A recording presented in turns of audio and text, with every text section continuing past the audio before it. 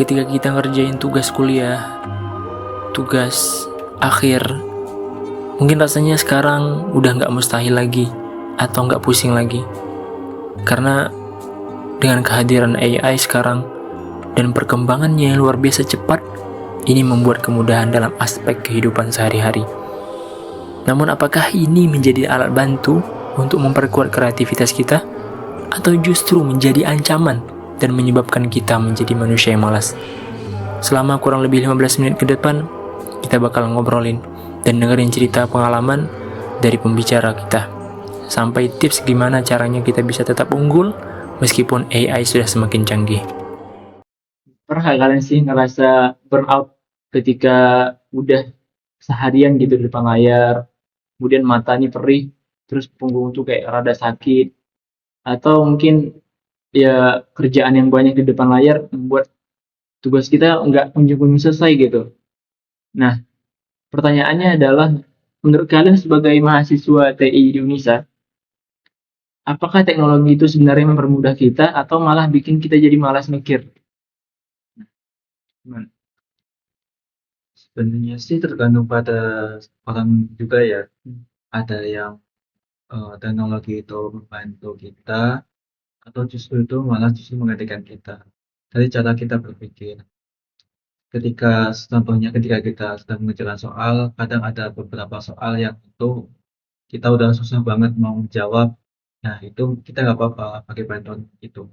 Tapi justru yang bikin itu kurang itu adalah ketika kita udah tahu itu soalnya mudah, tapi justru itu membuat kita malas dan kita tanya kepada AI itu, atau istilahnya yang sering kita dengar adalah kayak seperti ChatGPT gitu.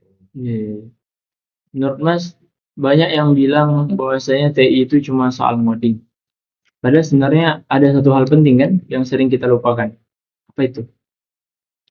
Iya, kalau menurut saya tidak sekedar ngoding juga, karena kita juga belajar teknologi dan memahami juga apa yang ada di situ kan. Jadi tidak semata-mata kita hanya mempelajari ngoding juga, namun juga dari dari misal bagian laptop, software, hardware dan lain-lain yang itu kita juga Kita harus pelajari. harus mempelajari Nah, supaya menurut kita paham. Oke, baik. Bagaimana menurut Shani terkait dengan teknologi, apakah bisa membuat kita malas mikir atau mungkin mempermudah gitu? Kalau menurut saya, sekarang kan di zaman sekarang kan banyak tuh, karena udah banyak sekali aplikasi-aplikasi yang membuat mahasiswa atau Gen Z lah intinya, itu kan banyak banget tuh yang malas-malasan, yang rebah-rebahan, main HP, sampai waktu mereka tuh waktu yang sangat penting tuh nggak bisa dibagi dua, kayak waktunya sholat malah HP. Nah, kalau menurut saya sih begitu.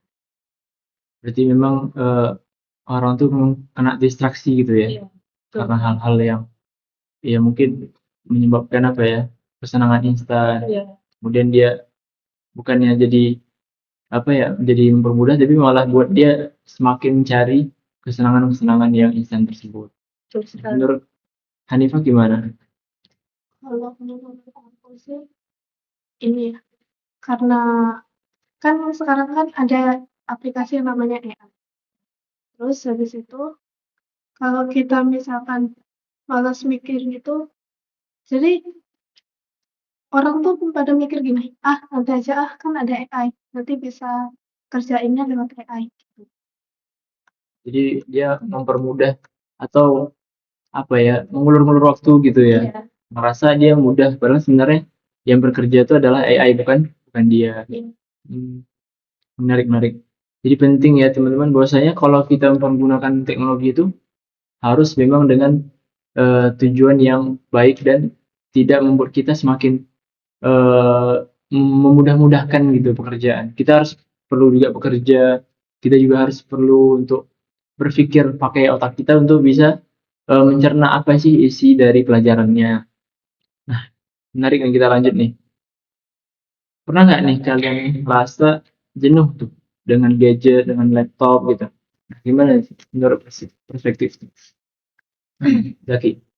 Kalau menurut saya sih ya lumayan jenuh ya, Jenuh ya? apalagi kita juga jurusannya TI kan, otomatis kita bakalan sering melihat layar. Nah, di situ kita harus pintar-pintar dalam membagi waktu, terutama di mana waktu kita istirahat, makan, apalagi tentang ibadah kan. Nah, dari situ kita juga harus bisa disiplin mengatur waktu. Semisal kita eh, dibagi jamnya antara semisal jam 6 sampai jam 8, nanti fokusin dulu, fokus ngerjain ngoding atau apapun itu yang berkaitan dengan kita di layar gitu. Nah, nanti ada jeda sekitar setengah jam atau 1 jam untuk kita istirahat, entah itu makan nanti maupun ibadah. Nah, setelah itu nanti kita lanjut lagi tuh kegiatan kita di layar itu. Nah, itu. Kalau misalnya kita nggak dijeda, malah nanti jadi hal yang buruk untuk kita, entah itu dari mata dan otak kita. Karena kan nggak otak kita kan juga butuh istirahat, mata kita juga butuh waktu istirahat. Nah, disitulah kita di situ juga belajar tentang disiplinan juga dalam mengatur waktu gitu. Menarik, menarik. Bagaimana dengan Syah? Dengan teknologi ini, apakah membuat Syah semakin jenuh atau mungkin nggak jenuh gitu? Jenuh, jujur jenuh sih. Jujur sih jenuh. Karena kita mahasiswa kan, apalagi di TI ya, jurusan kita teknologi informasi. Nah, tiap seminggu kan kita sering buat laprakan. Iya, Dalam seminggu berapa ya? 3 atau 2 sih? 2 kali. Ya, 2 kali kan. Ya, Nah, itu jenuh. Ya, kita sebagai mahasiswa ya pintar-pintar membagi waktu sih. Karena kita juga butuh kesehatan, bro. Nah, normalnya sih kalau bagi anak kuliahan, apakah tidur yang cukup tuh berapa jam sih gitu? Oh, saya juga Biasanya teman-teman berapa jam? sering begadang ya, sampai jam 12 baru saya tidur saya. Kan banyak lapar. tapi kalau secara analisis dokter itu sekitar 8 jam. Cuman itu kan yang normal. Kalau misalnya masih dilebihkan lagi masih bisa. Jadi sekitaran 5 sampai 8 jam istirahat gitu. Bagaimana kalau menurut Kak Hanifah ini? Kalau aku sih awal-awal itu tuh pas waktu punya HP tuh awal-awal ya dikasih HP itu awal-awal kecanduan. Terus habis itu lama-lama aku merasa kok pusing gitu ya. Cuman lihatnya itu aja. Terus habis itu juga pakai dulu kan aku kan matanya kan nggak minus. Terus pas awal SMP itu ketahuan kalau aku itu minus. Minusnya itu langsung gede. Berapa? Dari Waktu itu 2,5 kalau nggak salah. 2,5 dari Dari SMP. terus minusnya jadi Sekarang jadi 3. emang jauh aja ya gap 5 termasuk jauh. Berarti bahaya ya karena kita keseringan dengan gadget dan mungkin kita kecanduan berdampak buruk bagi kehidupan kita ya apalagi ya itu rabunnya jadi rabun jauh ya Ya, rabun jauh. Terus habis itu sering pusing juga. karena terlalu Karena lama di layar gitu. apalagi kalau dipaksain buat melihat itu semakin sakit. Biasanya nih kecerahan layarnya kamu di kecerahan tinggi atau sedang atau mungkin nggak terlalu di bawah gitu. Kalau aku tipe-tipe orang itu apa namanya kecerahannya tuh gak terlalu cerah. Itu kan yang menyebabkan itu kan ada dua hal kan. Yang pertama radiasi sama sinar UF-nya gitu. Berarti UE UF itu seperti sinar cahaya biru. sinar UV. Ya, sinar Oh, UV. Mata. Ya. sinar UI dan UV. Yes. Nah, itu kan bahaya banget tuh. Apalagi kalau kita eh, belajar di malam hari, apalagi kalau sambil kita senderan gini kan, itu bahaya. bahaya. Nah, jadi dokter pun menyarankan kita tuh belajar, entah itu belajar tidak pakai layar ataupun pakai layar itu menggunakan lampu yang layak supaya apa mata kita tidak capek. Nah, sebenarnya kita bisa simpulkan berarti kalau misalnya kita menggunakan layar di saat ruangan gelap itu berpotensi bahaya ya dengan mata kita. Jadi harus menggunakan lampu atau mungkin cahaya yang ada gitu ya, supaya nggak menusuk langsung gitu ya. Tapi kalau misalnya kita malam nih sebelum tidur, biasanya kan harus dimatikan kan ruangannya. Iya. Nah, bisa nggak kita menyesuaikan gitu? Apakah bisa kalau kita bekerja, soalnya kan apalagi di TI juga punya banyak laporan, mungkin kita mengerjakannya di malam hari. Soalnya pagi kita kuliah, siangnya kita mungkin masih kuliah atau apa kegiatan kita lainnya. Nah, baru sempatnya malam gitu. Ternyata malam kan ada gitu bahwasanya kan layar yang kita konsumsi dengan kondisi ruangan yang gelap itu bisa menyebabkan mata kita berpotensi lelah dan itu dampak yang berbahaya tadi seperti minus. Nah, boleh nggak kita tetap menggunakan layar HP atau layar gadget apapun itu cuman di malam hari? Oke, kalau menurut saya sendiri ada beberapa hal yang masih bisa. Jika kita ada semacam kacamata itu anti radiasi itu bisa mengurangi dan eh, ya intinya yang mengurangi sinar UV dan radiasi itu. Nah itu tetap masih bisa. Namun alangkah baiknya itu tetap dikurangi. Iya, iya, ada batasannya ya, Ya. tidak setiap hari juga. Dan juga mungkin ya di layar-layar itu kan biasanya ada mode apa ya, mode hangat atau Ya, mode ada mode apa ya, mode istirahat, mode perlindungan mode mata. perlindungan mata. Ya. Pak. Itu juga penting kita pakai kan, Ya. karena ya mungkin layarnya HP-nya seperti sedikit merah ya, Ya. tapi itu untuk kebaikan mata kita juga. Untuk Nah, ada juga saran dari dokter yang mengatakan kepada kita, kalau kita tidur itu baiknya lampunya dimatikan. Karena kalau kita tidur lampu nggak dimatikan, otomatis cahaya dari lampu itu tetap masuk di mata kita. Dan meskipun kita dalam keadaan tidak sadar ataupun itu udah tidur, nah itu kan mata kita sebenarnya tuh masih bekerja. Bekerja dalam artian itu menyerap cahaya.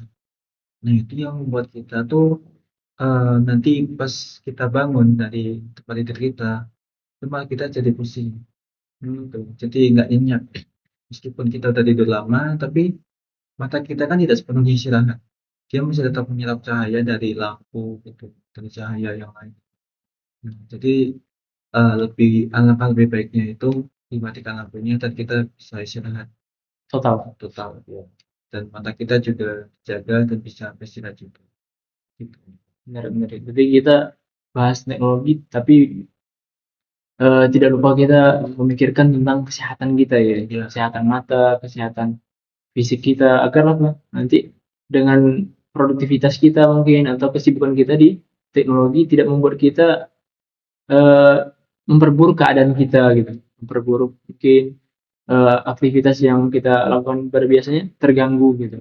Contohnya itu tidak tidak manajemen waktu yang baik. Jadi menarik sih, sangat luar biasa ya bicaranya. Nah, kita lanjut nih. Bagaimana eh, cara kita kuliah nanti ke depannya jika teknologi ini bisa berkembang cepat gitu. Dan kita tahu juga kan teknologi sangat sangat super cepat perkembangannya, bahkan per per jam per detik bahkan. Kalau dari saya sendiri untuk melihat ke depannya itu banyak sekali akan ada perubahan. Termasuk dari pekerjaan manusia yang bisa digantikan oleh AI kan. Apa contohnya? Untuk pekerjaan sendiri seperti memasak, Masa menerima suatu permasalahan, kan nggak menutup kemungkinan bahwa AI itu bisa menerima itu curhatan kita. Ketika kita ada masalah dan kita ragu untuk menanyakan kepada sesama teman atau sesama manusia lainnya kan, ada AI gitu yang bisa kita tanyakan. Dan curhatan itu tuh lebih itu bisa diresap lagi dan tidak jauh beda seperti halnya kita tanya kepada manusia. Nah, kemudian untuk kita sebagai mahasiswa sendiri adalah tentunya kita akan sangat terbantu oleh AI itu. terutama jika mungkin sekarang aja kita udah bisa ngirim tugas online, udah bisa mengerjakan tugas online yang itu tidak secara langsung kita harus berada di kampus. Otomatis kita bisa mengerjakan tugas itu dari rumah. Nah, dan mungkin segitu dulu sih. Nanti akan dilanjutkan dengan yang lain. Gimana? Gimana? Kalau Mbak Anifah gimana? Kalau dari aku sih, sekarang tuh udah banyak berubah ya, dari zaman dulu ke sekarang. Kalau zaman dulu kan, apa-apa kayak anunya secara ini, langsung. Terus habis itu, kalau sekarang bisa lewat teknologi. Dulu kita bajak laut, bajak sawah. Apa? Baca sama. Bajak laut, Apa-apa, bajak laut. apa-apa. Ya, ayo. Baca. Ayo. Bajak sawah pakai Ya, apa-apa. Ayo. bajak sawah pakai sapi. Mm. Kalau kita sekarang, Kalau sekarang kan lebih ke itu kan Iya. teknologi. iya teknologi kayak pakai traktor. Terus dulu kalau bangun rumah itu pakai ini kan, pakai apa namanya, tenaga manusia. Sekarang aduk semen pun bisa pakai mesin. Terus apa yang bakal menggantikan gitu di masa depan? Ada yang tahu nggak?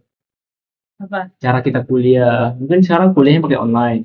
Bisa mengirimkan file laporan praktikum dengan online. Lalu bagaimana di masa depan cara sistem kuliah itu bagaimana nantinya? Kalau dari aku sendiri, berkemungkinan besar kita itu eh, bakal ada seperti alat yang itu tuh layar gitu.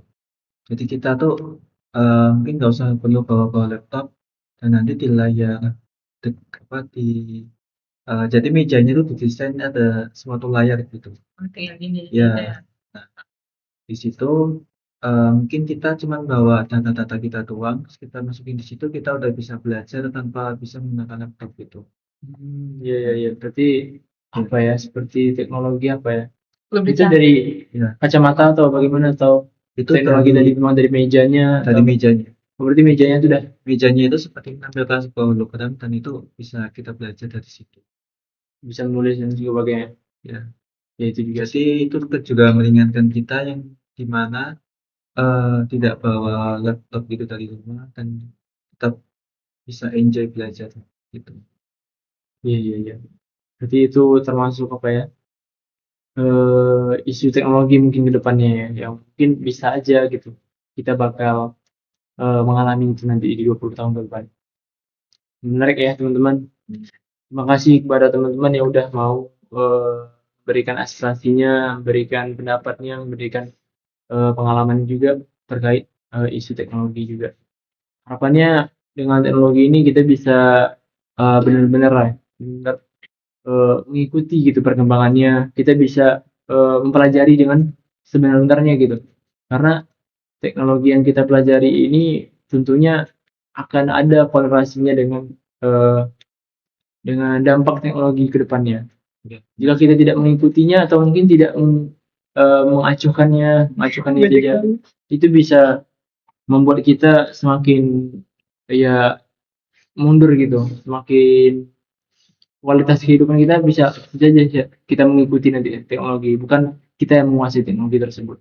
Nah, terima kasih kepada Zaki, Syah juga dan Hanifah atas perbincangannya. Maka kita tutup podcast ini.